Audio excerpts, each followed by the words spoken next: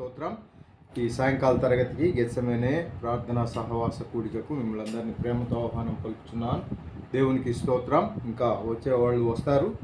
అయితే ఇప్పుడు మొదలు పెట్టుకుందాం. దేవునికి స్తోత్రం. ఒక చిన్న మాట ప్రార్థన చేసి, పరిశుద్ధుడా, ప్రేమగల తండ్రి, కృపగల రాజా, మీకు వందనాలు. ఈ సాయంకాల సమయాన్ని బట్టి మీ నామను హెచ్చిస్తున్నాం, గణపరుస్తున్నాం, మయంపరుస్తున్నాం. క్లాస్ స్టార్ట్ చేసుకోబోతుండగా ఎలాంటి డిస్టర్బెన్స్ లేకుండా ప్రభువా మీరు సహాయం చేయండి. పెదవులను మస్తిష్కాన్ని ముట్టండి. కేవలం నీ తలంపులు ప్రభువా నాయన ధ్యానించడానికి సహాయం చేయండి. అనేకులను ప్రభువా తోడుకొని రండి. క్లాసులో నాయన వినువారిని ప్రభువా, చెప్పువారిని ప్రభువా పరిశుద్ధాత్మతో నింపి మీరే మహిమ ఘనత ప్రభావాలు పొందుకొనమని మహిమ చెల్లించి యేసయ్య నామములో అడుగుచున్నాను తండ్రి. ఆమేన్. ప్రియ దేవుని బిడ్డలారా, గత తరగతిలో మనము అనేక విధములుగా ఈ యొక్క క్రైస్తవ పునాది సత్యాలు లేదా క్రమానుబద్ధ దేవశాస్త్రము ఆ యొక్క దాంట్లో మరి భాగంగా కొన్ని చాప్టర్స్ మనం ధ్యానిస్తూ ముందుకెళ్ళాం. దాంట్లో భాగంగా మనము చూసినట్లయితే ఇనరెన్సీ ఆఫ్ స్క్రిప్చర్స్ అని మనం ధ్యానిస్తూ ముందుకెళ్ళాం. అనగా బైబిల్ యొక్క లోపరాహిత్యము అని కూడా అంటారు. దానిలో 1-2 పాయింట్స్ మనం ధ్యానం చేశాము.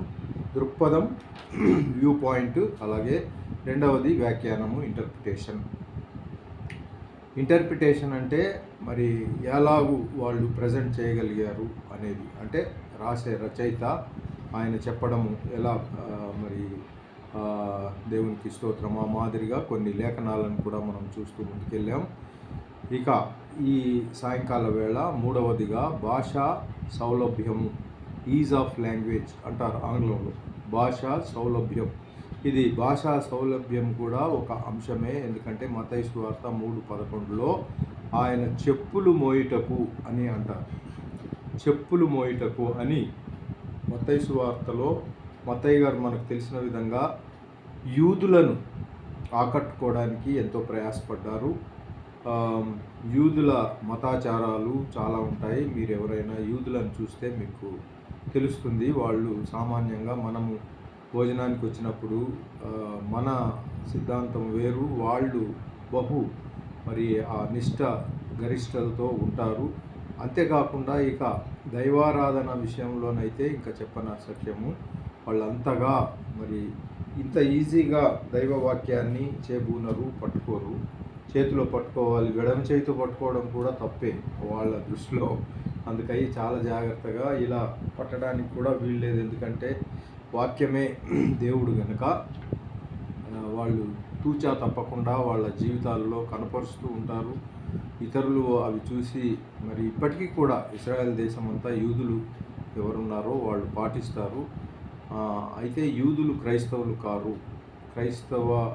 మరి క్రీస్తును అవలంబించిన వాళ్ళు మన దగ్గర ఎలా ఉన్నారో అక్కడ కూడా అలాగే ఉన్నారు. మనకు 2% మంది ఎలా ఉన్నారో అక్కడ కూడా 2% మందే క్రీస్తును క్రీస్తును వాళ్ళు సొంత రక్షకునిగా అంగీకరించిన వాళ్ళు. కాబట్టి ఆయన మత్తయి రాస్తూ ఏమంటున్నారంటే చెప్పులు మోయుటకు అని రాస్తే, యోహాన్ గారు ఏం రాస్తున్నారు చూడండి 3:27లో చెప్పుల వారు విప్పడము అంటే అది భాష. ఆ భాష ఎలా ప్రజెంట్ చేయాలి అనేది భాషా సౌలభ్యం అంటారు. చెప్పుల వారు విప్పడం అన్నా చెప్పులు మోయడం అన్నా తాత్పర్యం ఒకటే. చెప్పులు వారు విప్పినా లేదా మోసినా చెప్పులు ముట్టుకున్నారు అని అంటే అది తగ్గింపుకు సూచనగానే ఉంటుంది కనుక దాంట్లో మరి అర్థంలో 2 ఒక్కటిగానే ఉన్నాయి. అదేం పెద్ద వారి భాషా సౌలభ్యాన్ని వారు ఉపయోగించున్నారని మనకు అర్థమవుతుంది. ఇక 4వదిగా ట్రాన్స్లేషన్,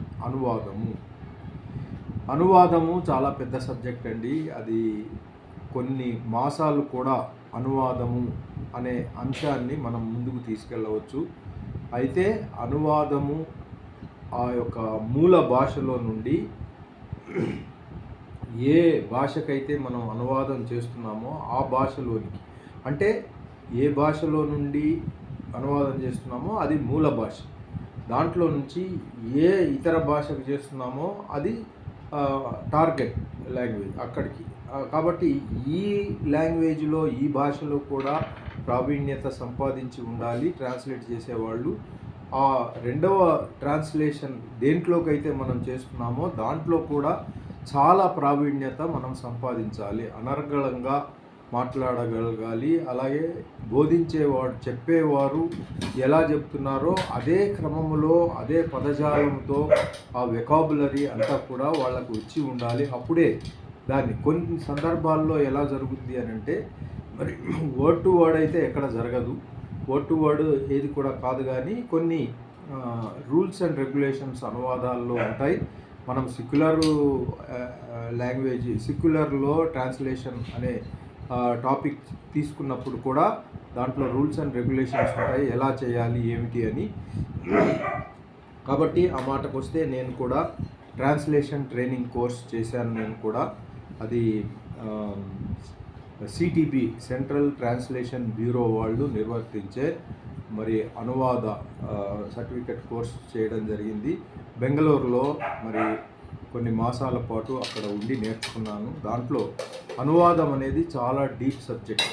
ఏమి నేర్చుకున్నానంటే ఆంగ్లం నుండి హిందీకి, హిందీ నుంచి ఆంగ్లానికి, అది నేను నేర్చుకున్నాను. దేవునికి స్తోత్రం. Vice versa, English to Hindi and vice versa, Hindi to English.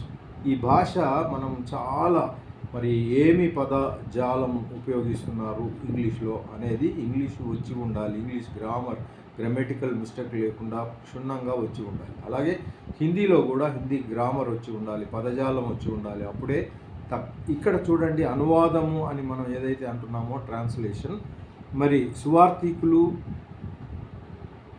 యేసు ప్రభు మాటలను ఉన్నట్లుగా, అనగా యేసు ప్రభు పలికినట్లుగా వర్బేటం, ఆయన ఏ మాట అన్నారో ఆ మాట ఉన్నట్టుగా వారు రాసేవాళ్ళు. అలా రాశారనుకుంటున్నారా? రాశారనుకునే వాళ్ళు ఆమె చెప్తారా? అలా చెప్పలేదు. వర్డ్ టు వర్డ్ ఏ మాట పలికితే ఆ మాట చెప్పడం జరగలేదు. అంటే రాసేవాళ్ళు యేసు ప్రభు పలికిన మాటలను పలికినట్టుగా.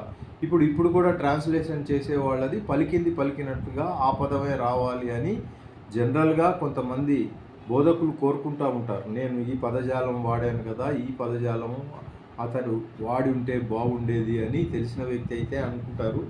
ఇక ఏమీ తెలియని వాళ్ళు ఈయనేం చెప్పారో ఆయన ఏం చెప్పారో ఎవరికి ఆయనకు అర్థం కాదు కనుక అక్కడ వదిలేస్తారు. ఇలా ఉంటుంది ప్రియ దేవుని బిడ్డలారా. యేసు ప్రభువు మరి ఏ భాషలో మాట్లాడారని అనుకుంటున్నారు మీరు? ఎవరైనా విద్యార్థుల్లో ఎవరైనా ఒకరు చెప్పండి, యేసు ప్రభువు గారు ఏ భాష మాట్లాడి ఉంటారు? అరామిక్. చాలా బాగా చెప్పారు. A great applause to you. చప్పట్లు కొడదాం. దేవునికి స్తోత్రం. ఉపేందర్ గారు చాలా బాగా చెప్పారు. అరామిక్ భాషలో మాట్లాడారు యేసు ప్రభు గారు.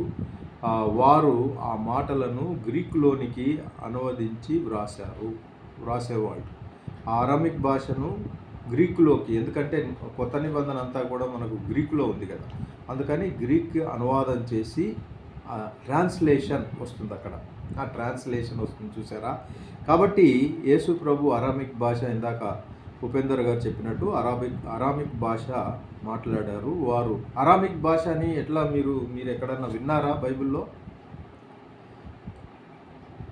హలో, గ్రీకు పదాలు ఉన్నాయి, ఇబ్రూ పదాలు ఉన్నాయి. అరామిక్ భాష ఉన్నదో లేదో డౌట్ ఉంది, కానీ ఇబ్రూను గ్రీక్ అయితే ఉండేది అయ్యారు. ఓకే, అరామిక్ అని ఎక్కడన్నా రాసిందా? అది ఖచ్చితంగా అయితే ఓకే. మనం నేర్చుకుంటున్నాం ఇక్కడ విద్యార్థిగా, థియలాజికల్ స్టూడెంట్ కాబట్టి మనకి ఈ విషయాలన్నీ తెలిసి ఉండాలి. అయితే గ్రీకులోనికి దాన్ని అరామిక్ భాషను అనువాదం చేశారు. అనువాదంలో ఎవరి సంపదను వారు వినియోగించుకుంటున్నారు. పద సంపద ఉంటుంది చూసారా? ఇప్పుడు తెలుగులో ఎంత పద సంపద ఉంటే అంత అనర్గళంగా మనం మాట్లాడగలం. అలాగే హిందీలో ఎంత పద సంపద అంటే మీరు ఏదో అనుకోకండి, ఈజీగా మనం నేర్చుకోవాలి. ఒక 3 lakh వర్డ్స్ అది మినిమం ఉండాలి ఏ భాషలోనే. 3 లక్షల పదాలు అంటే అన్నీ కూడా ఈజ్, వాజ్, దట్, అదంతా కూడా, నేను, నువ్వు, వెళ్ళాలి, రావాలి, ఉన్నారు, అన్నీ కలిపితే, అన్ని పదాలన్నిటిని కలుపుతూ పెడితే అన్ని పదజాలం ఎంత ఎక్కువ వస్తే అంత చక్కగా మనం ప్రజెంట్ చేయగలము లేదా రాయగలము అని దాని తాత్పర్యము. కాబట్టి ప్రియ దేవుని బిడ్డలారా, చాలా కాలం క్రితం నేను కూడా అనువాదము కక్షలోకి వెళ్ళానని చెప్పాను కదా, దానికి సంబంధించిన నోట్స్ కూడా నా దగ్గర ఉన్నాయి. మీకు మీ యొక్క ఇది చాలా శిథిలమైన అవస్థలో ఉంది, ఎందుకంటే చాలాటి క్రితం నేను నేర్చుకున్నాను అనువాదం. ట్రాన్స్లేషన్ అంటారు. మీకు ఎందరికీ మరి కనిపిస్తుందో లేదో, కనబడే వాళ్ళు ఆమె చెప్పండి, కనిపిస్తుందా ఎవరికైనా? ఇది ఇది ట్రాన్స్లేషన్. ఇది చాలా అంటే అప్పుడు CTB Bengaluru, central translation bureau Bengaluru, అది మినిస్ట్రీ ఆఫ్ హోమ్ అఫేర్స్ వాళ్ళు నిర్వర్తించారు. నేను సెంట్రల్ గవర్నమెంట్ ఉద్యోగం చేశాను కాబట్టి వాళ్ళ ఆధ్వర్యంలో వాళ్ళు పంపించి వాళ్ళు అక్కడ చాలా మంచి వసతి ఏర్పాటు చేసి రవీంద్ర కళాక్షేత్ర పక్కెంబడే జేసీ రోడ్ అని అంటారు. బెంగళూరు వాసులు ఎవరైనా ఉంటే వాళ్ళు గుర్తుపడతారు. దాంట్లో ఇదంతా కూడా మరి హిందీలో ఎలాగా ట్రాన్స్లేట్ చేయాలి అని దానికి సంబంధించిన హిందీ పాఠాలన్నీ కూడా, అంటే ట్రాన్స్లేషన్కి సంబంధించిన పాఠాలన్నీ కూడా నేర్చుకోవడం జరిగింది. ఆంగ్లంలో నుంచి తర్జుమా హిందీకి అలాగా. అయితే ఇంత చేసినా అంతా వస్తుందని అనుకోవడానికి లేదు. ప్రియ దేవుని బిడ్డలారా, ఎక్కడో ఒక దగ్గర. కాబట్టి ఇదంతా దీంట్లోకి డీటెయిల్గా వెళ్ళాలంటే అందుకే చెప్తున్నాను, చాలా కొన్ని మాసాలు కూడా పట్టవచ్చు ప్రతి విషయం కూడా. అయితే మీరు ఎవరైనా ఇంట్రెస్ట్ ఉన్నవాళ్ళు మాత్రం ముందుకెళ్ళండి. ఇందాక ఉపేందర్ గారిని అడిగితే అరామిక్ భాష ఉందో లేదో తెలియదు పాస్టర్ గారు అన్నారు. రండి చూద్దాం, దేవునికి స్తోత్రం. ఎందుకంటే ఆ సబ్జెక్టే చాలా గొప్పదండి. ఈ యొక్క సువార్థికులు యేసుప్రభు మాటలు ఉన్నట్లుగా మరి అనగా యేసుప్రభు పలికినది పలికినట్లుగా వర్బేటం అంటారు ఇంగ్లీష్లో. నేను ఎందుకు ఇంగ్లీష్లో ప్రతి వర్డ్ చెప్తున్నానంటే, మీరు కూడా ఇంగ్లీషు మనకు దగ్గరగా అతి దగ్గరగా ఉన్న భాష ఇంగ్లీషే కనుక ఖచ్చితంగా మన విద్యార్థులందరూ కూడా ఇంగ్లీష్ క్లాసు, అంటే స్పోకెన్ ఇంగ్లీష్ క్లాస్ అటెండ్ అయ్యి మీరు ఇంగ్లీషు స్పీకింగే కాదు, చదవడం కాదు, అన్నీ నేర్చుకోవాలి. ఇప్పటికీ నేను రెఫర్ చేస్తూ ఉంటాను. నాకు పెద్దగా ఇంగ్లీష్ వస్తుంది, ఇంగ్లీష్ నేర్చుకున్నప్పటికీ ఇప్పటికీ నేను అప్డేట్ చేసుకుంటూ ఉంటాను. ఇంగ్లీష్ రావడానికి అనేకమైన బుక్స్ ఉంటాయి. ఇప్పుడు ఇది రెన్ మార్టిన్ అంటారు. ఈ పుస్తకాలన్నీ నేను చదివినప్పటి పుస్తకాలండి. ఇది రెన్ మార్టిన్ అంటారు. ఇది గ్రామర్, గ్రామర్లో ఇంగ్లీష్ గ్రామర్లో దిట్టగా ఉండే పుస్తకం ఏదైనా ఉందంటే ఇదే రెన్ అండ్ మార్టిన్. అంటే రెన్ అండ్ మార్టిన్ అనే ఆయన రాశారు, వాళ్ళిద్దరు కలిసి. కాబట్టి ఇది చాలా చక్కటి మరి గ్రామర్ని మనకు అందిస్తుంది చక్కగా. ఇది ఎప్పుడు కూడా అనుదినము నిత్యము సమయం ఉన్నప్పుడల్లా గ్రామర్ మనం నేర్చుకుంటూ ముందుకు వెళ్ళాలి. ఆ గ్రామరు నేర్చుకున్నప్పుడు చాలా ఉపయోగపడుతుంది. ఏదైనా పలికినప్పుడు గ్రామటికల్గా కరెక్ట్గా ఉండాలి. అది ఇంగ్లీష్ నేర్చుకోవాలి. ఇంగ్లీష్ మాట్లాడే వాళ్ళతో సాంగత్యం ఉంటే మాట్లాడడం ఈజీగా వస్తుంది. అలాగే మరి రచనలలో కూడా రాసేటప్పుడు ఎక్కడైనా లోపాలు ఉన్నది సవరించే వాళ్ళు, స్నేహితులు, ఫ్రెండ్స్ ఉండగలిగితే చాలా మేలు. అలా నేర్చుకోవచ్చు. అది రెండవ విషయం.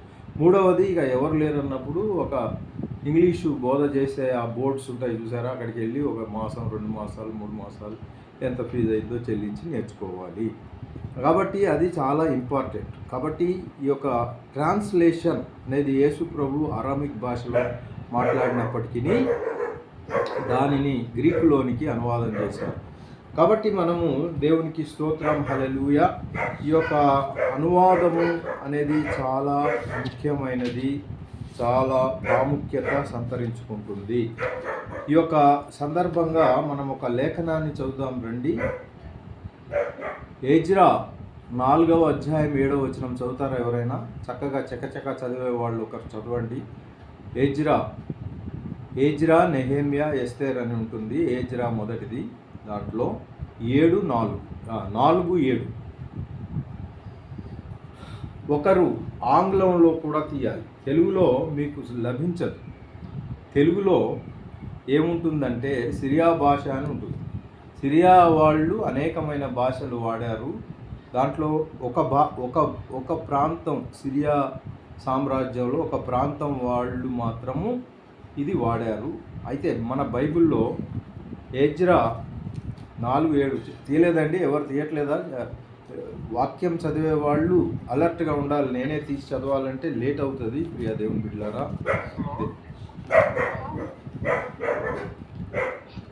అర్థశాస్త్ర యొక్క దినములలో ఈశామును మిత్రిదాతును తాబయేలును వారి పక్షముగా ఉన్న తక్కిన వారును పారసీక దేశపు రాజైన హర్తాషస్తకు సిరియా భాషలో వ్రాయబడి చాలు చాలు చాలు బ్రదర్, చాలు చంద్రకళ బ్రదర్, మీరు దేవునికి స్తోత్రం. ఈ సిరియా భాషలో వ్రాయబడి అని మనకు తెలుగులో ఉంది. ఇక ఎవరైనా ఆంగ్లంలో చదవగలరా? ఇంగ్లీష్ మీడియం స్టూడెంట్ ఎవరైనా మన మధ్యలో విద్యార్థి ఉంటే ఆంగ్లంలో నేను చదువుతాను పాస్టర్ గారు అనే వారికి అవకాశం. మీరు చదవకపోతే నేనే చదివేస్తాను, ఎందుకంటే అలా చదవడం మూలాన తెలుగులో లేనివి ఆంగ్లంలో ఉన్నాయి, అందుకనే చదివిస్తాను నేను. ఇప్పుడు చూడండి, నేను చదువుతున్నాను.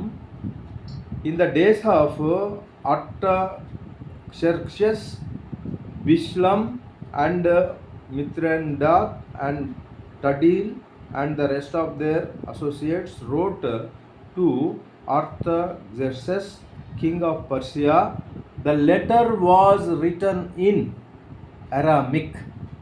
చూసారా ఎంత క్లియర్గా ఇంగ్లీష్లో ఉంది. The letter was written in Aramaic and translated. అనువాదము అనేది ఇక్కడ వస్తుంది. మనకు తెలుగులో అంత అది లేదు, తాత్పర్యం చెప్పబడిందని ఉంది, అనువాదం అనేది ఉంది. కానీ సిరియా భాషలో వ్రాయబడి సిరియా భాషలోనే తాత్పర్యము చేయబడిందని ఇందాక బ్రదర్ చదివారు. ఇప్పుడు ఆంగ్లంలో నేను చదివినప్పుడు మీకు ఎంతమందికి అర్థమైంది? The letter was written in Aramaic and translated.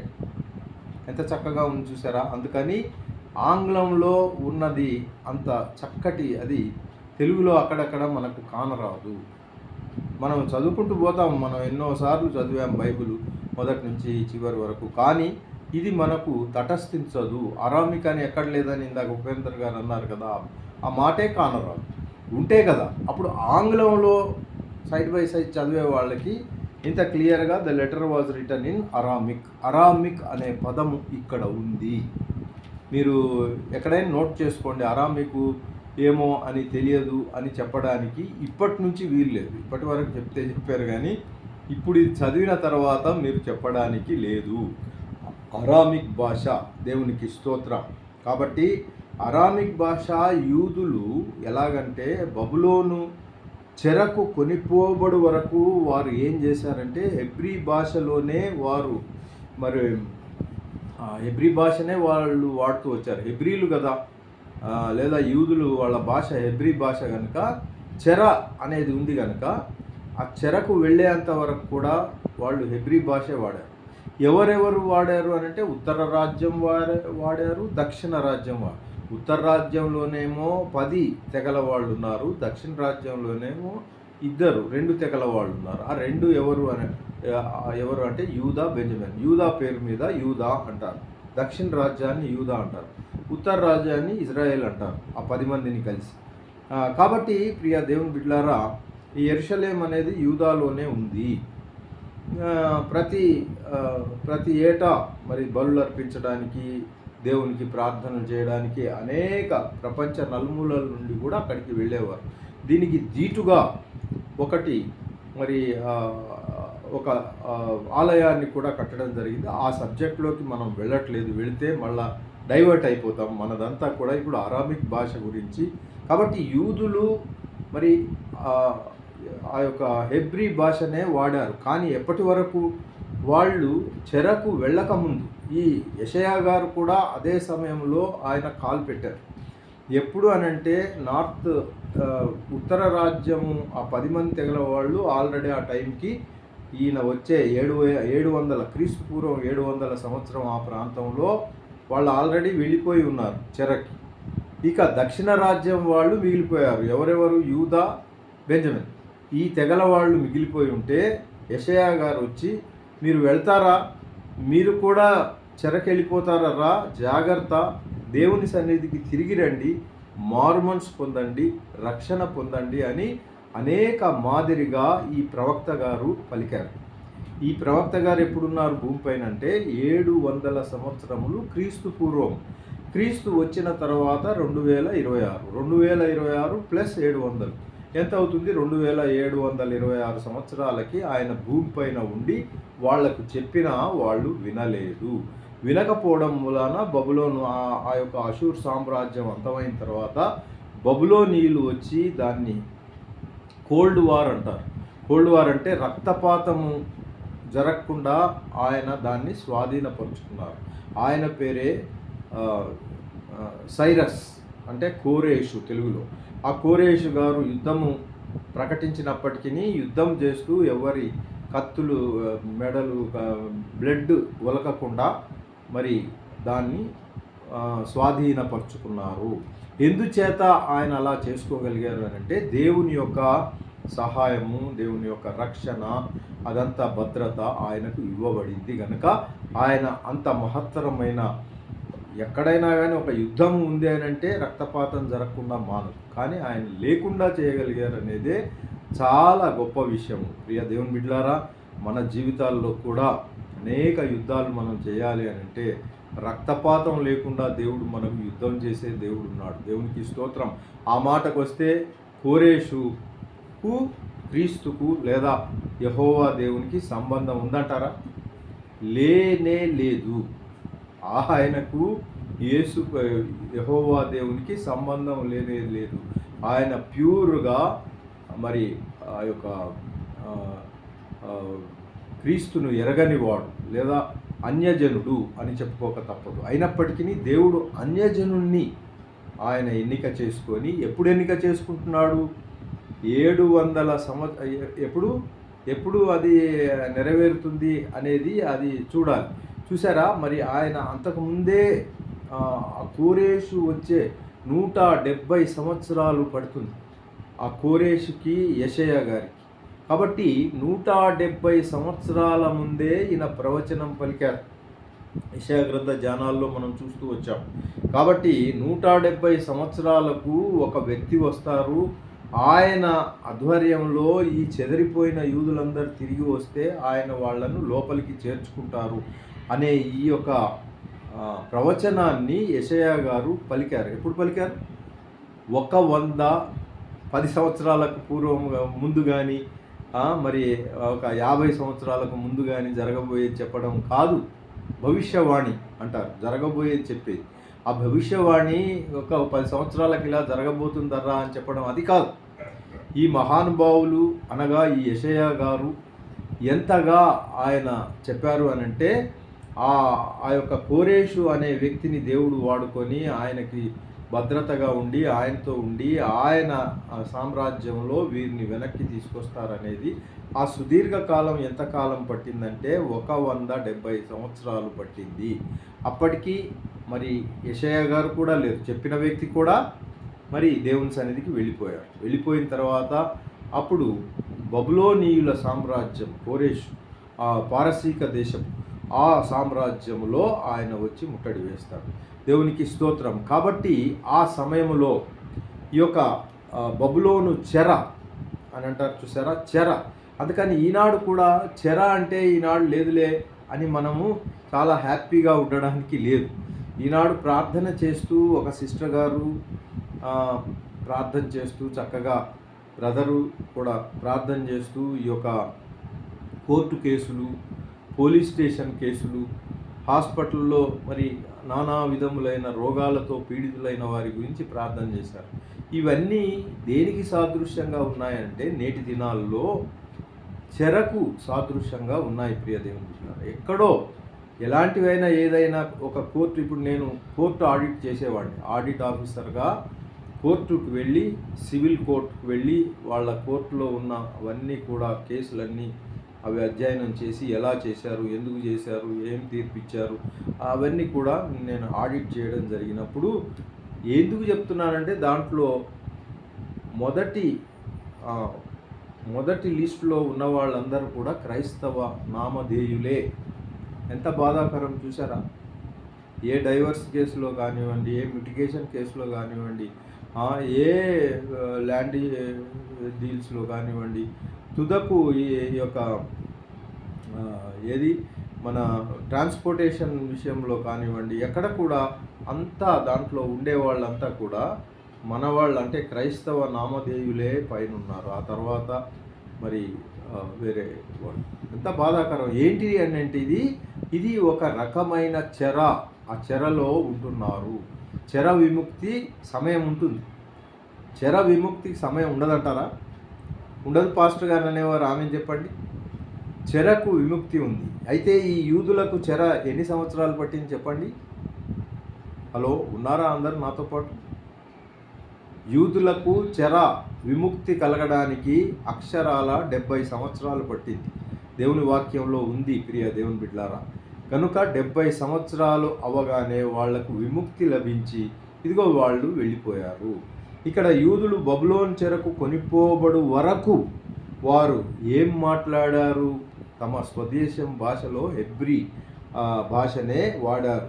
చెరకు కొనిపోబడిన తర్వాత విషయం, అందుకనే ఆ విషయాలు మనం మాట్లాడుతాం. చెరకు కొనిపోబడిన తర్వాత అక్కడ అరమైక్ భాష నేర్చుకున్నారు చెరకు. అందుకనే ఇందాక బ్రదరు ఆ లేఖనాన్ని చదివి ఎజ్రా 4:7లో సిరియా భాష అని వాడారు చూసారా? అది సిరియా భాష. కాబట్టి ఆ అరమైక్ భాష అని ఆంగ్లంలో నేను చదివాను. అదే దాన్ని అరమైక్ భాషను నేర్చుకున్నారు. ఇక అక్కడ అదే ఉంది కనుక అది నేర్చుకున్నాను. దీనిని బైబిల్లో ఆరామ్ భాష అని కూడా అంటారు. ఆరాము భాష అని పిలిచేవారు. ఎజ్రా 4:7 మనం చూచాము కదా. వారు చెర నుండి తిరిగి వచ్చిన తర్వాత, చెర అయిపోయింది, ఆ తిరిగి వచ్చిన తర్వాత అరమైక్ భాషనే వాడారు. ఎందుకంటే వాళ్ళు నేర్చుకున్న ఆ భాష అదే కనుక అదే వాడుతూ వచ్చారు, ప్రయోగించారు. దీనిని హెబ్రీ భాషకు సన్నిహిత సంబంధం ఉంది. అరమిక్ కానివ్వండి, హెబ్రీ కానీ సన్నిహిత సంబంధం ఉంది. కొన్ని పదజాలాలు అక్కడక్కడ కలుస్తూ ఉంటాయి. దేవునికి స్తోత్రం. ఎక్కడి నుంచి మూలంగా ఎక్కడి నుంచి వచ్చిందంటే షేము, హాము, యాపేతు ఈ ముగ్గురు కూడా నోవహు కుమారులలో ఉన్నారు కదా. అయితే ఇటువైపు వచ్చిన ఒక వ్యక్తి, ఆయనే షేము. ఆ షేము నుండి, షేము సంతానపు వారి భాషతో ఈ అరమైక్ భాష కూడా ఒకటి. అర్థమైన వాళ్ళు ఆమెన్ చెప్తారా? ఆమెన్, హల్లెలూయా. షేము వాళ్ళ యొక్క మరి సంతానపు వారి భాషలో ఈ అరమైక్ భాష కూడా షేము, హాము, యాపేతు. అయితే భారతదేశానికి ఎటువైపు ఎవరు వచ్చారు? నోవహు జలప్రలయం తర్వాత అంటే షేము. కాబట్టి ప్రియ దేవుని బిడ్డలారా, కొందరు దీన్ని పొరపాటున కల్దీ భాష అని కూడా అనేవాళ్ళు లేకపోలేదు. కల్దీల భాష కానే కాదు అని మీరు అది నమ్మకూడదు. ఖచ్చితంగా మనం బైబిల్ చదువుతూ వచ్చాం కాబట్టి. సామాన్యంగా వాడుకకు యూదులు అరమైక్ భాషను ఉపయోగించారు. వాడుక భాష అంటారు చూసారా? ఇప్పుడు కొలోక్వల్ లాంగ్వేజ్ అని ఆంగ్లంలో అంటారు. అంటే వాడుక భాష అక్కడక్కడ. కానీ మనము ఈ యొక్క పుస్తకాల్లో వాడే భాష మాత్రము అది చాలా గంభీరంగా ఉండే భాష వాడతాం. చక్కటి పదజాలం వాడుతూ ఉంటాం. లేదా ఏదైనా స్పీచ్, లెక్చర్ ఇచ్చేటప్పుడు కూడా మామూలుగా మాట్లాడేదానికి ఆ లెక్చర్కి చాలా వ్యత్యాసం ఉండేలా, ఒక పుస్తకం రాసినా కానీ మామూలుగా మాట్లాడుకునేదానికి పుస్తకంలో ఉన్నదానికి కూడా ఆ భాషలో తేడా ఉంటుంది. కానీ విద్యావంతులకు యూదులు మాత్రము హెబ్రీ భాషనే వాడారు. దేవునికి స్తోత్రం చెల్లిద్దాం, హల్లెలూయా. కాబట్టి ఇదండి అరామిక్ సంబంధించిన మరి వివరణ. ఇంకా చాలా ఉంది, మనకి ఈ క్లాస్లో ఇంతవరకు నేర్చుకుంటే బాగుంటుంది. దేవునికి స్తోత్రం, దేవునికి మహిమ కలుగును గాక. ఈ పాత నిబంధన బైబిలు దాంట్లో భాగాలను మనం చూసినప్పుడు పాత నిబంధన, క్రొత్త నిబంధన ఈ 2 భాగాలుగా మరి గ్రంథం విభజించబడింది. ఈ బైబిల్లో పాత నిబంధన, క్రొత్త నిబంధన అను మాటలు ఎన్నో చోట్ల మనం చూస్తూ వస్తున్నాం. పాత నిబంధనని 2వ కొరింథీ చదవడానికి వీల్లేదు కనుక 3:14లో మనం చూస్తాం. లేక మొదటి నిబంధన అని హెబ్రీయులకునే 8:7లో చూస్తాం. ఈ మాదిరిగా క్రొత్త నిబంధన, పాత నిబంధన ఏమో 2వ కొరింథీ 3:14లో చూస్తున్నాం. అలాగే మొదటి నిబంధన హెబ్రీ 8:7లో చూస్తూ వస్తున్నాం. ఇక క్రొత్త నిబంధన ఉంది చూసారా? ఈ క్రొత్త నిబంధన ఇర్మియాలోనే మనం చూస్తాం. 31:31 క్రొత్త నిబంధన అనే పదాన్ని చూస్తారా 31 చాలా సుపరిచితమైన లేఖన భాగం మనకి ఇర్మియా 31:30. దేవునికి స్తోత్రం, మహిమ కలుగును. హల్లెలూయా.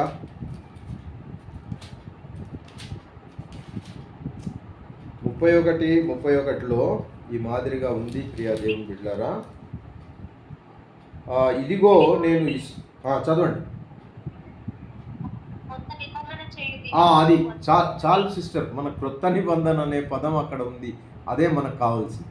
కాబట్టి క్రొత్త నిబంధన ఎప్పుడు వెలుగు చూస్తుంది ఆ మాట అని అంటే, ఇదిగో ఇర్మియాలోనే క్రొత్త నిబంధన అనే పదజాలం వాడబడింది. అలాగే 1 కొరింథీ 11:25లో కూడా 1 కొరింథీ 11:25లో కూడా మత్తయి సువార్త 26-28 మనకు సుపరిచితమైన లేఖన కొత్త నిబంధన. 2 కొరింథీ 3:6లో కూడా చూస్తాం. 2 కొరింథీ 3:6, మార్కు సువార్త 14:24, మార్కు సువార్త 14:24, అలాగే హెబ్రీ 8:8 ఇది కూడా మనకు తెలిసినదే. లూకా 22:20లో చూస్తాము. హెబ్రీలకు 12:24 అంటే 12:24లో కూడా మనం పాత నిబంధనలో ఎన్ని బుక్స్? ఈ 39 పుస్తకాలు ఉన్నాయి. అలాగే క్రొత్త నిబంధనలో 27. ఇవన్నీ కూడా ఈ యొక్క 66 పుస్తకాలు మాత్రమే ఎందుకున్నాయి అనేది చాలామందికి విద్యార్థిగా ప్రశ్న వస్తుంది. 2 కలిపితే 39, 27, 66 మాత్రమే ఎందుకు? అంతకంటే ఎక్కువ రాయబడలేదా అంటే రాయబడ్డాయి, కానీ దాన్ని పరిగణలోకి తీసుకోబడలేదు కూడా. దేవునికి స్తోత్రం. కాబట్టి దైవ పుస్తక భండాగారము అని మొదట పేరు పెట్టారు. దీనికి ఏం మొదట పేరు అని అంటే దైవ పుస్తక భాండాగారము అని. రోమా సంఘాది కార్యగు సెకండ్ జూలియస్ అంటారు. Jerome church father, Pope Julius II, దేవునికి స్తోత్రం, ఆ కాలంలో 66 పుస్తకాలకు పరిశుద్ధ బైబిలు, ఇప్పుడు పరిశుద్ధ గ్రంథము, పరిశుద్ధ బైబిలు అనే ఆ నామధేయము అప్పుడు కలిగింది. ఎప్పుడు అని అంటే ఆ యొక్క 2 జూలియస్ పోప్, ఆయన పోప్ గారు 2 జూలియస్ పోపు, ఆయన 1503 నుంచి 1513 ఆ కాలంలో హోలీ బైబిల్, ఇక్కడ హోలీ బైబిల్ అని ఏదైతే మనకి లభిస్తుందో 1503 నుండి 1513 ఆ ప్రాంతంలో హోలీ బైబిల్ అనే నామకరణం ఈ యొక్క 66 పుస్తకాలకు లభించింది. అధికార రీత్యా వచ్చింది కూడా అప్పటికి. కాబట్టి నిబంధన అనగా ఒక ప్రమాణము లేదా ఒక ఒడంబడిక లేదా ఒక ఒప్పందం అని అర్థం. నిబంధన, క్రొత్త నిబంధన, పాత నిబంధన అంటే కాస్త అదేదో అది దేవునికి స్తోత్రం. క్రొత్త నిబంధన, పాత నిబంధన అని. నిబంధన అంటే ఏమిటి అనుకుంటున్నారు? ఒక అగ్రిమెంట్. ఇప్పుడు చూడండి, ఈ బిల్డింగ్ కొనాలి లేదా కట్టించాలి అన్నా కానీ ఒక అగ్రిమెంట్ కుదుర్చుకుంటాం. ఫస్ట్ ఒక అగ్రిమెంట్ రాసుకుంటారు. ఆ రాసుకున్న తర్వాత అగ్రిమెంటు అమలు చేసుకుంటారు. దాన్నే ఒక ప్రమాణము అనొచ్చు, లేదా ఒక ఒడంబడిక అనొచ్చు, ఒక ఒప్పందము. ఇప్పుడు దీంట్లో క్రొత్త నిబంధన, పాత నిబంధన అంటే ఒక ఒప్పందము లేదా ఒక ప్రమాణము లేదా ఒక ఒడంబడిక అంటున్నాం కదా. దేవదేవుడు మానవులతో చేసిన ఒక ఒప్పందము అని చెప్పుకోవచ్చు. క్రొత్త నిబంధన అన్నా కానీ పాత నిబంధన అన్నా కానీ, పాత నిబంధన కాలంలో దేవుడు తానే ఒక నిబంధన, ఒక ఒడంబడిక, ఒక ఒప్పందము చేసుకున్నాడు. ఎవరితో? మానవులతో. పురుగులాంటి వాడను అని ఇర్మియా అంటున్నాడు. పురుగులాంటి వాడు ఎందుకు పనికి రాకపోయినా ఒక నిబంధన, ఒక అండర్స్టాండింగ్ లేదా ఒక అగ్రిమెంట్ ఒకటి చేసుకుంటున్నారు. ఎవరితో? మానవులతో. కాబట్టి క్రొత్త నిబంధన గల పరస్పర సంబంధము. పాత నిబంధనకి ఒక భక్తుడు ఏమంటాడంటే, పాత దాని యందు క్రొత్తది ఇమిడి ఉండెను. పాత దాని యందు క్రొత్తది ఇమిడి ఉండెను, క్రొత్త దాని చేత పాతది విషదమాయను అని ఒక భక్తుడు చెబుతూ ఉంటాడు. రెండింటికి సన్నిహిత సంబంధము ఉంది. లేదా ఇట్లా అనొచ్చు మనం, కొత్త నిబంధన పాత నిబంధనలో ఇమిడి ఉన్నది. ఈ క్రొత్త నిబంధన అంతా పాత నిబంధనలో ఇమిడి ఉంది. ఇందాక చదువుకున్నాం కదా ఇర్మియాలో క్రొత్త నిబంధన అనే అది అంతా కూడా ఇమిడి ఉంది, క్రొత్త నిబంధన అంతా. అట్లాగే పాత నిబంధన క్రొత్త నిబంధనలో విశదీకరించబడింది. కాబట్టి బైబిలు భాషలు 3 వ్రాయబడిన తీరు 3 భాషల్లో వ్రాయబడుతున్నాయి. కాబట్టి అవి ఏమిటి అనంటే పాత నిబంధన హెబ్రీ భాషలోను, క్రొత్త నిబంధన గ్రీకు భాషలో వ్రాయబడింది. దీని గ్రంథకర్తలు తాము వాడిన భాషలో ఈ పుస్తకాన్ని వ్రాశారు. వారు ఏదైతే భాషను ఉపయోగించి మాట్లాడుతూ వచ్చారో ఆ భాషలోనే వ్రాశారు. కాబట్టి పరిశుద్ధాత్మ దేవుడు వెనక ఉన్నారు, పరిశుద్ధాత్మ సహాయంతో రాశారు. హెబ్రీ భాష ఇందాక మనం చెప్పుకున్నాం, షేము సంతానం వారు ఉపయోగించిన భాషలో హెబ్రీ భాష ఒకటి. షేము, హాము, యాపేతు కదండి. షేము వాళ్ళ సంతతి వారందరూ వాడిన భాషల్లో ఈ హెబ్రీ భాష ఒకటి. ఎక్కడి నుంచి దీని మూలము అని ఎవరైనా మనకు అడిగితే చెప్తాను, నేను మీకు చూపిస్తాను కూడా. అయితే మీకు ఆ సబ్జెక్టులోకి వెళ్ళట్లేదు, కానీ పశ్చిమాసియా ప్రజలు మాట్లాడినట్టి భాషలలో అనగా షేము పశ్చిమ ఆసియా ఖండంలో ఆ ప్రజలు బబులోను, అస్సీరియా, ఫోనీషియా ప్రజలు మాట్లాడిన భాషల్లో హెబ్రీ భాష ఒకటి. ఎవరెవరు మాట్లాడారు? బబులోను వాళ్ళు, అసిరియులు, ఫోనీషియా వాళ్ళు, వీళ్ళందరి భాషల్లో ఒకటి హెబ్రీ భాష ఉంది. దీనికి సరిపోవు ఉదాహరణ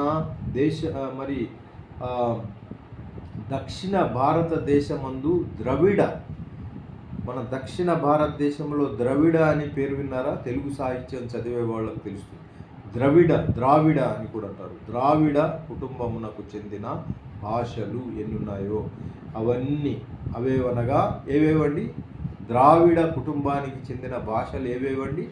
అవి ఏవంటే మన తెలుగు, కన్నడము, అలాగే అరవము, మలయాళం, ఇంకా ఇవన్నీ కూడా అవి ద్రావిడ కుటుంబానికి చెందినవి. ఇవన్నీ ఒకే కుటుంబమునకు చెందిన భాషలైనప్పటికీ ఇవి వేరువేరు భాషలుగా ఉన్నాయి.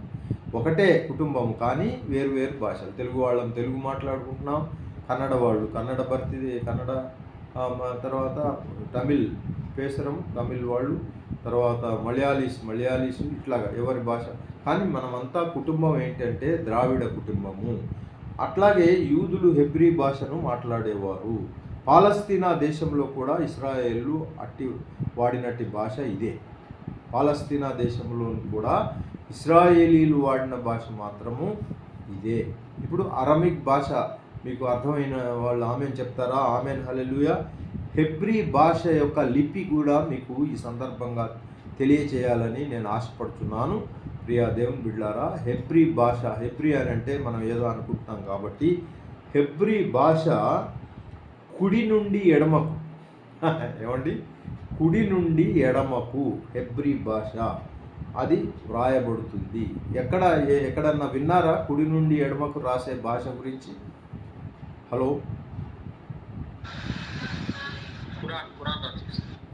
అది కాదు, మనం భాషల గురించి చెప్పుకుంటున్నామా? కరెక్టే మీరు, కానీ భాషల గురించి ఆ భాష ఏమిటి అని అంటే ఉర్దూ. మనం ఏ భాష కుడి నుంచి ఎడమకు రాయబడుతుందంటే మీరు మన బైబిల్ని దేవునికి స్తోత్రం, మన బైబిలే ఉర్దూలో మనం చూసినప్పుడు అది మనకు ఇటేమో ఫ్రంట్, ఏమండి ఆ ఫ్రంట్ ఇదేమో మనకు ఫ్రంట్, కానీ అది వాళ్లకు బ్యాక్, ఇది బ్యాక్. కృత నిబంధన ఇది మనకి ఉర్దూలో. అయితే బ్యాక్లో ఎందుకంటే కుడి నుంచి ఎడమకు కనుక ఈ బ్యాక్ నుంచి వస్తుంది కృత నిబంధన. అది దేవునికి స్తోత్రం ఉర్దూలో. ఎలాగనంటే ఇది సెంటర్, ఇది చూడండి, కుడి నుంచి ఎడమకు రాయబడుతుంది. అన్నీ కూడా అలాగే కుడి నుంచి ఎడమకు రాయబడతాయి ఇవన్నీ. ఇది హెబ్రీ భాష కూడా అలాగే. హెబ్రీ భాష కూడా కుడి నుండి ఎడమకు వ్రాయబడుతుంది. దేవునికి స్తోత్రం, మహిమ కలుగును గాక. కాబట్టి ఈ భాష మనము వ్రాయున్నట్లు ఎడమ నుంచి కుడికి కాకుండా ఉర్దూ భాషలాగా దాని వలె కుడి నుంచి ఎడమకు వ్రాయబడుతుంది. ఈ భాషలో అచ్చులు హల్లులు అంతే కదండి. అచ్చులు హల్లులు అని మనకు తెలుగులో ఉన్నాయి కదా. తెలుగులో ఏమేమి ఉన్నాయి? అచ్చులు హల్లులు. ఈ అచ్చులు అనేవి ఎక్కడ కూడా కానరావు. ఈ భాషలో అచ్చులు కానరావు. కాబట్టి దీనికి ఎన్ని అక్షరాలు ఉన్నాయి అని అంటే 22 అక్షరాలు మాత్రమే. ఈ హెబ్రీ భాషలో ఉన్న అక్షరాలు ఎన్ని అని అంటే 22 మాత్రమే. కాబట్టి హెబ్రీ భాష క్రొత్త వ్రాతప్రతులను పురాతన వ్రాతప్రతులను కూడా చాలా వ్యత్యాసం ఉంది. ఇప్పుడు చాలా కాలం నుంచి హెబ్రీలో రాయబడుతుంది. ఎందుకంటే పాత నిబంధన అంతా హెబ్రీలో రాయబడింది అని మనకు చాలామంది వేద పండితుల చెప్పడం మూలాన మనకు తెలుస్తోంది కదా. మరి అప్పుడు వాళ్ళు రాసిన ఆ హెబ్రీకి ఇప్పటి హెబ్రీకి చాలా తేడా ఉంది. ఎలాంటి తేడా పాస్టర్ గారు అంటారా?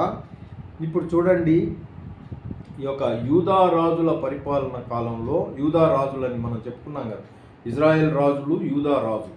ఆ రాజుల గ్రంథాన్ని మనం ధ్యానించినప్పుడు అక్కడ ఎంతమంది మరి రాజులు ఏలారు, యూదాను ఏలిన వాళ్ళు ఎంతమంది? 19 మంది, 20 మంది. దాని పట్ట, దాని చిట్ట అదంతా కూడా మీకు అంటే స్టూడెంట్స్కి చెప్పడం జరిగింది. దేవునికి స్తోత్రం. యూదా రాజుల పరిపాలన కాలంలో హెబ్రీయులకు, పరిసయ్యులకు, ఫొనీషియులకు ఉమ్మడిగా లిపిలోనే హెబ్రీ భాష వ్రాయబడింది. వీళ్ళందరికీ కూడా ఆ లిపి హెబ్రీ భాషనే. తర్వాత కొంతకాలానికి హెబ్రీయులు ఈ భాష వదిలివేసేశారు. ఆ పిమ్మట ఈ లిపిలో కూడిన గ్రంథములు పరిసయ్యుల వద్ద లభ్యమైనవి. అందుకనే పరిసయ్యులు ఏం చేశారు? పరిసయ్యులని వాళ్ళు చాలా మేధస్సు కలవాడు. కాబట్టి ఈ గ్రంథాలు కూడా వెళ్ళిపోయినాయి. కాబట్టి కొన్ని రోజుల తర్వాత మనం బైబిల్లో చదువుతాము, ఆ పరిసయ్యుల దగ్గర ఈ గ్రంథాలు లభించాయి. మోషే వ్రాసిన 5 పంచఖండాలు ఉన్నాయి చూసారా? మోషే రాసిన 5 గ్రంథాలు పరిసయ్యులు దాచి ఉంచినందున ఈ పరిసయ్యులు దాచిపెట్టి ఉంచారు. ఈ గ్రంథము వారి వద్దనే ఉంది. అంటే ఈ పంచఖండాలు వారి దగ్గరే ఉండిపోయాయి. దీన్ని పరిసయ్యుల పుస్తక పంచక అని పేరు. పరిసయ్యుల పుస్తక పంచక అని దానికి నామకరణం ఉంది. ప్రియ దేవుని బిడ్డలారా, కానీ హెబ్రీ భాష క్రీస్తు శకము 200 సంవత్సరం నుండి వాడుకలో ఉన్నట్లు శాస్త్రజ్ఞులు చెబుతున్నారు. 2000 సంవత్సరముల నుండి.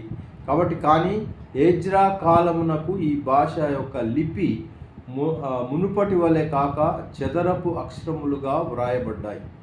ఈ చదరపు అక్షరములు ఏంటి, మునుపటివి ఏంటి అని మీకు సందేహం రావచ్చు. ఏమండి, ఎజ్రాలో మనం ఇందాక చూస్తూ వచ్చాం కదా, ఆ కాలంలో చదరపు అక్షరములు, ఈ కాలంలో చదరపు అక్షరముల్లో రాస్తూ ఉన్నారు. హెబ్రీ రాసేదంతా కూడా మనం చదరపు అక్షరాల్లోనే వ్రాయాలి. మనకు ఒక క్లాస్లో భాగంగా ఒక హెబ్రీ, ఒక గ్రీక్ కూడా నేర్పించబడుతుంది రాను. కాబట్టి మన యొక్క కోర్సును బట్టి కాబట్టి చదరపు అక్షరాలు లిపిని బబులోను దేశంలో నుండి ఎజ్రా తీసుకొని వచ్చారు. ఎవరు తీసుకొచ్చారు? ఎజ్రా గారు బబులోను దేశం నుంచి చదరపు అక్షరములను. కాబట్టి వేద పండితుల అభిప్రాయము ఇదే. మనకు ఎజ్రా గారు కూడా అదే పని చేశారు. కాబట్టి అప్పటి నుంచి హెబ్రీ భాష చదరపు అక్షరములలోనే వ్రాయబడుతుంది. ఇదంతా మీకు ఏం అర్థం అవ్వట్లేదు కదా. చూచి నమ్మిన వారి కంటే చూడక నమ్మిన వారు ధన్యులుగా అని భావిస్తున్నారు. నేను చదివిన కాలం నాటి నా నోట్స్ కూడా మీకు చూపిస్తాను. దేవునికి స్తోత్రం. ఇది నేను హెబ్రీ నేర్చుకున్నప్పటి నోట్సు. అంటే నేను మీకు ఇప్పుడు హెబ్రీ నేర్పించట్లేదు, మళ్ళీ మనకు కాలాతీతం అయిపోద్ది, ఎటో వెళ్ళిపోతాం. హెబ్రీ నేర్పించేటప్పుడు నేర్పిస్తాను. ఇప్పుడు మాత్రం మీకు ఈ యొక్క చదరపు అక్షరములు ఎలాగా అనేది మీకు చూపిస్తాను. ఆ మునుపటి పాత అక్షరములు ఎలాగా అనేది కూడా. క్రీస్తు శకం 2000 సంవత్సరాల నుండి ఈ వాడుకలో ఈ యొక్క హెబ్రీ భాష ఉంది అని శాస్త్రజ్ఞులు చెప్తున్నారు. కానీ ఎజ్రా కాలంలో ఈ భాష యొక్క లిపి మునుపటి వలె కాక అని అంటున్నాం కదా, ఆ మునుపటి వలె కాక ఇవి చదరపు అక్షరములుగా వ్రాయబడ్డాయి. అంటే ఇప్పుడు మీకు కావాల్సింది ఏంటంటే చదరపు అక్షరాలు, మునుపటి అక్షరాలు. ఇది యాన్షియంట్ హెబ్రూ ఆల్ఫబెట్ దీన్ని అంటారు. ఈ హెబ్రీ అక్షరాలు యాన్షియంట్ అంటే పాతవి. చూడండి, దాంట్లో పాము చిహ్నం ఉంది, ఒక చెట్టు చిహ్నం లాంటిది ఉంది, ఒక గొర్రె చిహ్నం తల లాంటివి, ఇవన్నీ కూడా వాళ్ళు పెట్టుకున్నారు. చూస్తున్నారా? కనబడుతున్నాయా ఎవరికైనా? కనబడ్డ వాళ్ళు ఆమెను చెప్తారా? ఇవి పాతకాలపు నాటిదండి, కొత్త కాలపు లిపి కాదు ఇది. అయితే ఇప్పుడు చదరపు అక్షరములుగా ఉన్నవి ఇప్పుడు మనం నేర్చుకుంటున్నాం, వాడుతున్నాం. మన హెబ్రీ బైబిల్ కూడా, ఇప్పుడు సమయం లేదు కాబట్టి హెబ్రీ బైబిల్ కూడా మనకు చదరపు అక్షరంలోనే అదే నేర్చుకున్నాం. దేవునికి స్తోత్రం. మరి అవి మీకు చూపిస్తాను. చదరపు వాటికి వీటికి తేడా ఉంది. ఇప్పుడు చూడండి, ఇప్పుడు చెప్పండి, చదరపు అక్షరాలు ఇవి హెబ్రీ భాష చదరపు అక్షరాలు. ఏది చూసినా కానీ చదరమే, ఏదైనా కానీ. అంటే చదరం అని అంటే స్క్వేర్ మాదిరిగా ఉంటాయి. అక్షరాలన్నీ కూడా చక్కగా స్క్వేర్ మాదిరిగా ఉంది. హే నుంచి షిన్ దాకా కూడా. హే మొదటి అక్షరము, షిన్ ఏమో చివరి అక్షరం. అక్కడి వరకు కూడా అన్నీ కూడా మనకు ఇలాగున ఈ స్క్వేర్ మాదిరిగా ఇట్లా ఈ కోణాలు ఇట్లా, ఇదంతా కూడా కోణము ఇట్లా ఏది చూసినా కానీ అన్నీ కూడా అవన్నీ కూడా చతురాస్రాకారంలోనే ఉంటాయి. పాతవేమో అలా లేవు వాళ్ళు ఉపయోగించి, కాబట్టి అది తేడా ఉంది. చదరపు అక్షరంలోనే వ్రాయబడింది. కాబట్టి ఈ యొక్క అరమిక్ భాషలో గల బైబిల్ భాగాలు మీకు తెలిసి ఉండాలి. అంతా అరమిక్లో లేవు, అంతా గ్రీకులో లేవు, అంతా హెబ్రీలో లేవు. కానీ ఇవి నోట్ చేసుకోండి, మనకు సమయం అయిపోతుంది, ఇక్కడ ఆపుదాము. దేవునికి స్తోత్రం. అరామిక్ భాషలో గల బైబిల్ ఆ యొక్క భాగాలను మనం రాసి పెట్టుకుందాం, అది ఎందుకైనా మంచిది. చూడండి, మొదటిగా ఎజ్రా. అందరు రాయండి, ఇది రాసి పెట్టుకోవడం చాలా మంచిది అందరికి కూడా. అరామిక్ భాష అని ఇందాక చెప్పారు ఉపేందర్ గారు, విన్నారా? ఆ అరామిక్ భాష బైబిల్లో, ఆ భాషలో గల బైబిల్ కొన్ని భాగాలు మాత్రమే అరామిక్ భాషలో ఉన్నాయి. అది మొదటిది ఎజ్రా గ్రంథంలో 4వ అధ్యాయము 8వ వచనము నుండి, ఇప్పటికీ కూడా 4వ అధ్యాయము 8వ వచనము నుండి 6వ అధ్యాయము 8వ వచనం వరకు అంతే. ఇవి మాత్రం అరామిక్ భాషలోనే ఉన్నాయి. అది ఎందుచేత ఏమిటి అనేది ఆ యొక్క వివరణలోకి మనం ఇప్పుడు వెళ్ళట్లేదు. వెళ్తే మనకు సమయం సరిపోదు. చెప్పాను కదా, చాలా సుదీర్ఘమైన ఈ సబ్జెక్ట్. కాబట్టి ఈ 1 అవర్లో చెప్పుకునేది. మనం క్లాసులో ఉంటే 2-3 తరగతులు ఉదయం, 2 తరగతులు ఉదయం, 2 తరగతులు సాయంత్రం, ఒక దినమంతా చక్కగా బోధపడేలా మనం నేర్చుకుంటాం. దేవునికి స్తోత్రం. రెండవది ఎజ్రా 7వ అధ్యాయము 12వ వచనం నుండి 26వ వచనం వరకు. రెండవది ఎజ్రా 7వ అధ్యాయము 12వ వచనం నుండి 26 వరకు. ఇక ఇర్మియా గ్రంథంలో 10వ అధ్యాయము 11వ వచనము. ఇది అరామిక్ భాషలో ఉంది. మూల భాష అరామిక్ భాషలో, మిగతాదంతా హెబ్రీలో ఉంది, కానీ ఇది మాత్రమే అరామిక్లో ఉంది. అలాగే దానియేలు గ్రంథంలో మనకు కానొస్తుంది. దానియేలు గ్రంథంలో 2వ అధ్యాయము 4వ వచనం నుండి 7వ అధ్యాయము 28 వరకు. అంటే సూచాయగా మీకు చెప్తున్నా, రాసుకున్నారా? దానియేలు 2వ అధ్యాయము 4వ వచనం నుండి 7వ అధ్యాయము 28 వరకు. సూచాయగా ఏమిటి అనంటే, ఈ యొక్క నపుంసకులుగా చేయబడి దానియేలును, అలాగే షడ్రక్, మెషక్, అబేద్నెగో వీళ్ళను చెరకు తీసుకొని వెళ్ళారు బబులోనుకు. అంతే కదండి. ఆ వెళ్ళే టైంలో వీళ్ళు ఆ యొక్క ఆరామిక్ భాషను మాట్లాడడం మూలాన అవి ఆరామిక్ భాషలోనే ఉన్నాయి ఈ వచనాలు. కాబట్టి పాత నిబంధనలో గాక క్రొత్త నిబంధనలో కూడా అరమిక్ భాష ఉందంటారా లేదంటారా? ఇప్పుడు మీరు చెప్పండి. హలో, ఉన్నారా? నాతో పాటు అందరు ఉన్నారా? వెళ్ళిపోయారా? అరామిక్ భాష క్రొత్త నిబంధనలో ఉందంట. సరే, ఉంది కానీ ఇంత సుదీర్ఘ చరణాలు కానరావు మనకు. కొన్ని మాటలు ఉన్నాయి, అవి చెప్తాను చూడండి. ఉదాహరణకు చెప్తాను, మీరు చెప్పిన తర్వాత ఓహో ఇదేనా అంటారు మీరు. ఏలీ ఏలీ లామా సబక్తాని, ఇది అరమిక్ భాష. ఆ భాష యాజ్ ఇట్ ఈజ్గా ఎలా ఉందో అలాగే పొందుపరిచారు. ఏలీ ఏలీ లామా సబక్తాని. అలాగే మరి ఇంకా మీరేమైనా ఒక మాట చెప్తారా? మంచిది, సమయం వస్తుంది, చర్చకు కూడా సమయం లేదు ఇప్పుడు. ఇక్కడ మనకు ప్రార్థన ఉంది, ఆశీర్వాదం. మంచిది, రెండవది రాసుకోండి. తలితాకుమి ఉందా? తలితాకుమి ఉందా అండి? తలితాకుమి. తలితాకుమి అనేది అరామిక్ భాష యొక్క అది మాట. ఎప్పత్తా, ఎప్పత్తా అనేది ఒక పదం ఉంది. ఎప్పత్తా. కేఫా అని పేరు విన్నారా? కేఫా. కేఫా అనేది దయచేసి మరి కళా కోటి గారు, ఎస్ థ్యాంక్ యూ. కేఫా తర్వాత బెతెస్తా.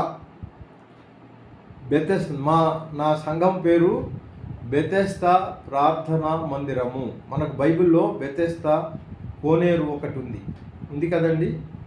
బెతెస్తా కోనేరుకు చాలా దాని గురించిన వివరణ మనకు ఒక క్లాస్ కంటే పైనే పడుతుంది. అయితే మీరు ఆ వివరణ వినాలి అనుకుంటే సత్యవేద మినిస్ట్రీస్లో నేను అది పొందుపరిచాను. నా యూట్యూబ్ ఛానల్ ఉంది, దాంట్లో అది పొందుపరిచాను, అది వినండి. బెతెస్తాకి చాలా సుదీర్ఘమైన, ఇప్పటికీ కూడా బెతెస్తా ఉంది దాంట్లో. దేవునికి స్తోత్రం. బెతెస్తా అనేది మనం ఎటు కూడా డైవర్ట్ అవ్వద్దు. బెతెస్తా అనేది ఒక అరమిక్ మాట. అలాగే గోల్గోతా కొండపైన అని పాటలు కూడా ఉన్నాయి. గోల్గోతా అని అంటారు కదా, గోల్గోతా కొండ. గోల్గోతా అనేది అరమిక్ పదము. అలాగే అకెల్దము అనేది కూడా. ఇంకా చాలా ఉన్నాయి, ఇవి మాత్రం మీరు రాసుకోండి ప్రియ దేవుని బిడ్డలారా. ఈ మాదిరిగా మరి ఈ సాయంకాల వేళ బైబిల్ గురించిన వివరాన్ని మనం ముందు కొనసాగించగలిగాము. అయితే మనము ఈ యొక్క అనువాదము అనే 4వ అంశంలో భాగంగా మనము ఇక ఎక్కడికో వెళ్ళిపోవలసిన పరిస్థితి ఏర్పడింది. ఇలాగ పోతూ ఉంటే ఇక ఇటే కొన్ని నెలలు దాటిపోతాయి, తిరిగి మళ్ళీ అక్కడికి వస్తాం. కాబట్టి అనువాదము, సువార్థికులు యేసు ప్రభు మాటలు ఉన్నట్లుగా, యేసు ప్రభు పలికినట్లుగా వర్బేటం వ్రాయలేదు. కారణం ఏమంటే యేసు ప్రభు అరామిక్ భాషలో మాట్లాడారు. వారు ఆ మాటలను, ఎవరు? ఈ సువార్థికులు యేసు ప్రభు మాటలను గ్రీక్ భాషలోనికి అనువాదం చేశారు.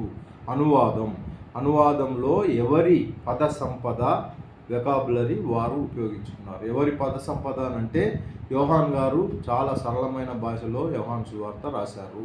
లూకా గారు డాక్టర్ గారు కనుక ఆయనకున్న పద సంపద ఎక్కువ కనుక చాలా విషయాలను ఆయన పొందుపరిచారు. మరి మత్తయ్య గారు ఆయన సుక్కరి కనుక ఆయన కూడా చక్కగా ఆకట్టుకునే మాదిరిగా యూదులను రాశారు. కనుక ప్రియదే, ఎవరి పద సంపద వాళ్ళది. మనము ఇంతమంది ఉన్నా ఎవరి పద సంపద వాళ్ళదే. కాబట్టి ఈ మాదిరిగా ఏది రాసినా ఏదైనా ప్రభు చిత్తం కోసమే, ప్రభు కోసమే. కాబట్టి ఈ సాయంకాల వేళ ప్రభు మనందరినీ దీవించి ఈ యొక్క పాఠాలలో మంచి జ్ఞానము అనుగ్రహించునుగాక. ఆమెన్. ఒకరు ప్రార్థన చేయండి, ఆ తర్వాత ఆశీర్వచనంతో సెలవు తీసుకుందాం. ప్రేరేపింపబడిన వారు ఉన్నారా? గ్లోరీ, హల్లెలూయా. మంచిది. ఎవరు లేరంటే నేనే చేసేస్తా. ఎవరు లేరా?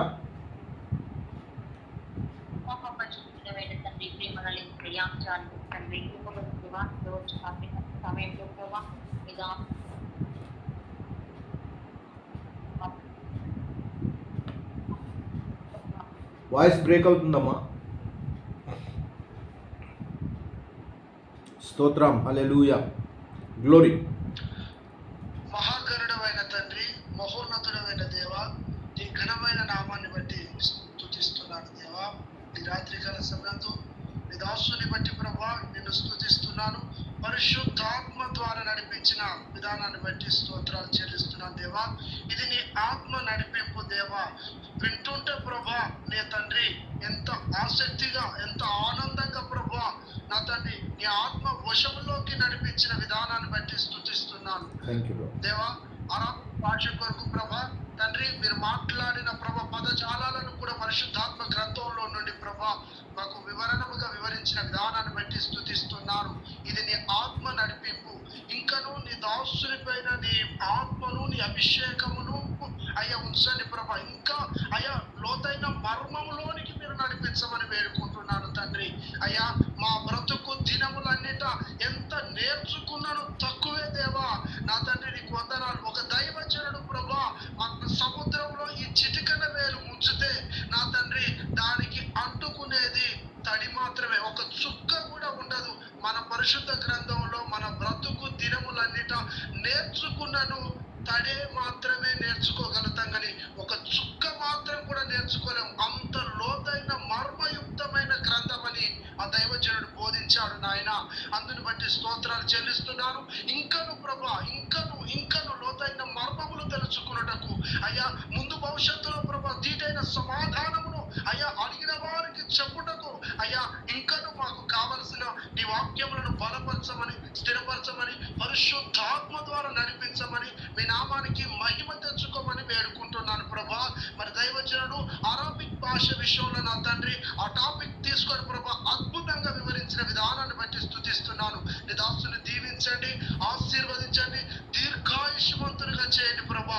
ఇంకా రాబోయే తరములలో అనేకమైన వారికి మర్మయుక్తమైన వాటిని బోధించుటకు నీ దాసుని ఆయుష్ ఆరోగ్యముతో నింపమని, ఆత్మాభిషేకముతో, వరములతో, ఫలములతో నింపి మీ నామానికి మహిమ తెచ్చుకోమని, అనేకులను క్రీస్తులో బలపరిచి, స్థిరపరిచి నడిపించే విధానాన్ని నీ దాసునికి అనుగ్రహించి ప్రభా. అయ్యా ఇంతవరకు చెప్పిన నీ మాటలను బట్టి స్తుతిస్తున్నాను ప్రభా. ఇది తండ్రి ఆకర్షించాడు కనుక మేము ఆకర్షింపబడ్డామని నీ లేఖనం సెలవిచ్చిన విధానాన్ని బట్టి స్తుతిస్తున్నాను తండ్రి. నీ దాసుని దీవించమని, ఆశీర్వదించమని అయ్యా. ఇంకా రాబోయే దినములలో ప్రభు అనేకులను నీ కొరకు తయారు చేసే, శిశువులను తయారు చేసే కృపను మా అందరికీ మీరు అనుగ్రహించి మీ నామానికి మహిమ తెచ్చుకోమని, ఘనత, మహిమ, మహత్యాలు పొందుకోమని యేసునామమును బట్టి ప్రార్థిస్తున్నాను నా పరలోకపు తండ్రి. ఆమేన్ ఆమేన్. నా ప్రాణమా యెహోవాను సంతించుము, నా అంతరంగమున్న సమస్తమా ఆయన పరిశుద్ధ నామం సంతించుము. నా ప్రాణమా యెహోవాను సన్నతించుము, ఆయన చేసిన ఉపకారముల్లో దేనిని మరువకు. ఆమేన్ ఆమేన్. ఇప్పుడు మన పరమ తండ్రి అయిన దేవుని ప్రేమ, గొర్రెలకు గొప్ప కాపరి అయిన, తిరిగి రానయ్యున్న ప్రభు అయిన యేసుక్రీస్తుల వారి కృప, పరిశుద్ధాత్మ దేవుని యొక్క అన్యోన్య సహవాసము, సమాధానము, ఆశీస్సు చేరి వచ్చిన మనకందరికీ ఇదిగో గెత్సెమనే మరి థియలాజికల్ సెమినరీకి, సకల పరిశుద్ధులకు, సార్వత్రిక సంఘాన్ని ఇప్పుడు సదాకాలం నిలిచి ఉండి నడిపించునుగాక. ఆమేన్. అందరికీ వందనాలండి. Thank you very much. స్తోత్రం, గ్లోరీ, దేవునికి మహిమ కలుగునుగాక.